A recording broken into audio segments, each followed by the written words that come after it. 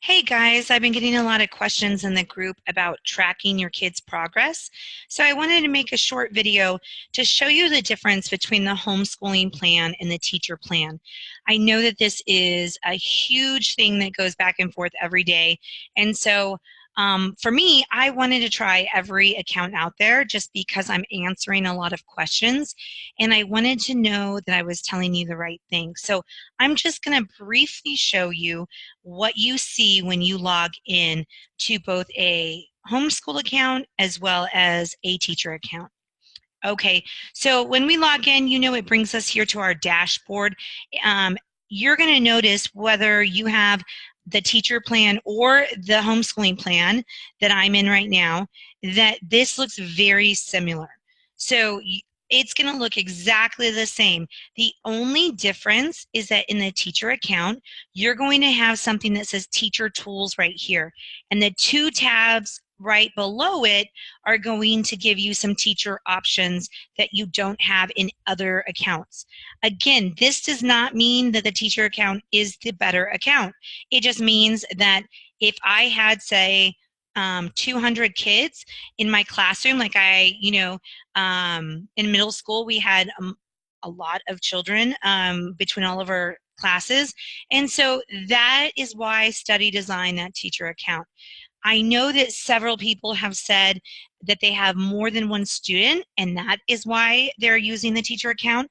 And I'm going to explain that as well when I get in there. So just really quick, if I'm in the homeschooling account like I am right now, and I want to see my child's progress or multiple kids' progress, I literally can see here at a glance by clicking on my courses. My courses is always here in the dashboard on the left-hand side, or the other place that you can access it is right here on the top. You're going to have a drop-down menu, and I usually just go to my courses. That's where I pretty much find everything. If you want to change goals, billing, anything like that, you're going to do it on that left-hand menu, left side menu that's in blue. So let's scroll down here. Now, this is just a dummy account that I use to show people. So you're going to see that there's no progress here. But actually, if I click in on 8th grade math and I scroll down, I can find more in-depth progress. It's going to show me actually that I took 2 quizzes today and I got a 2 out of 5 on one and a 0 out of 5 on the next one. So I can at a glance see where my child is. Again, this is just an example to show you the homeschooling account and how much it's similar to every other account out there. Whether you have the premium, the accelerator, the homeschooling plan, the homeschooling family plan, the teacher account, it doesn't matter. You have access to all of the same progress. So let me go ahead and log out, and I'm going to pause the share for 1 second. Let me log in to another account. Give me 1 second.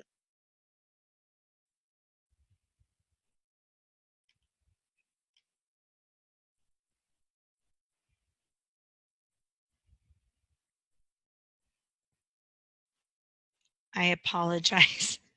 I logged back into the same account I was just logging out of. Okay.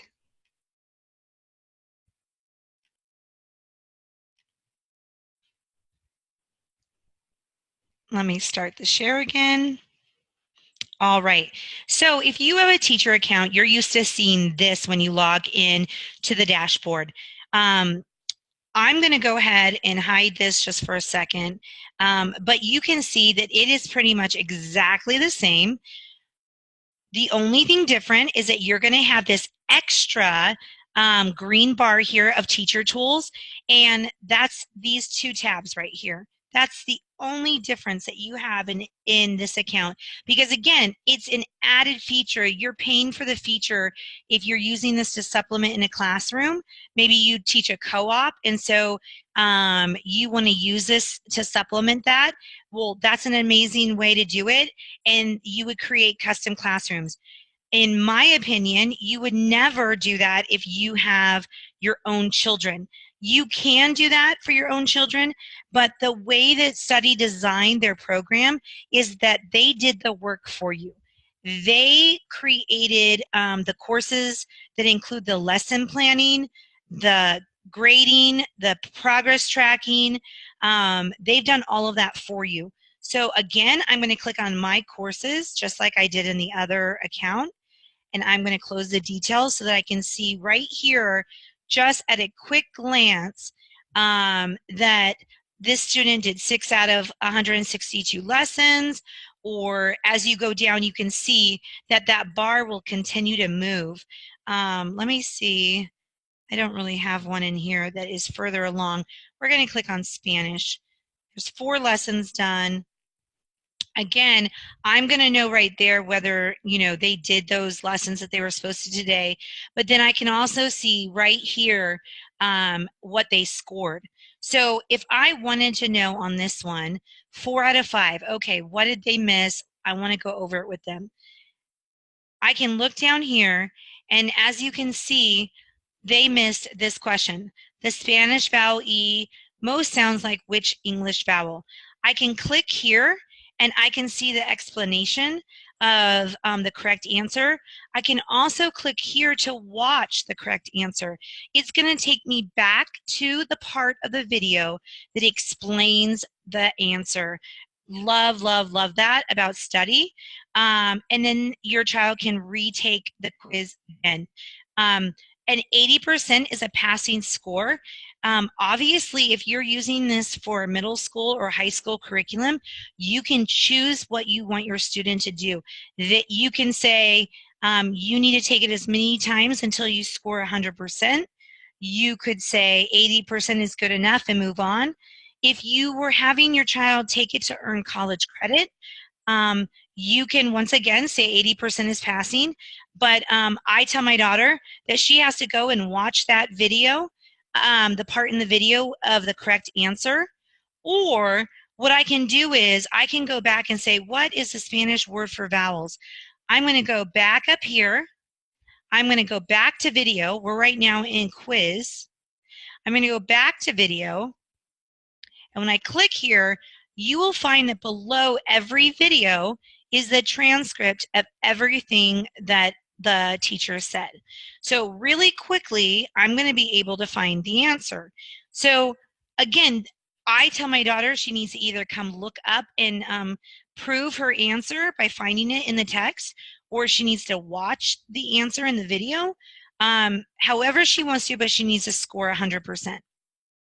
Okay, so let me go back here, and again, you can see that I have not created any classrooms. I did not assign anything to any student. I just added classes, and all of my kids, if I had multiple, would sign in either on their app or on their laptop, and they would click on their courses, and there they go. They're off and running, and I can quickly go in on my phone or laptop and quickly see how they're doing with all the classes.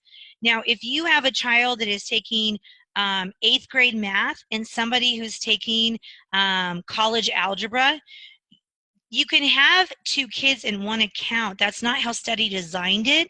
You have better organization and progress tracking when you have 1 child per account. But you can see here that if I was having 2 different children in one account, my daughter would know she's taking college algebra, my son would know he's taking 8th grade math, and they wouldn't click on the wrong class. So that is the way that you would have multiple children using one account. Again, my suggestion is 1 child per account.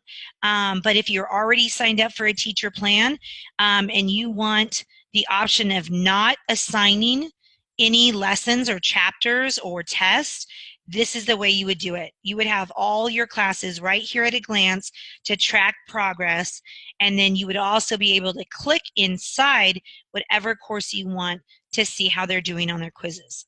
Okay, that's all we'll do today. I hope that helps somebody. Leave me a comment and let me know if that was helpful or if you have any other questions.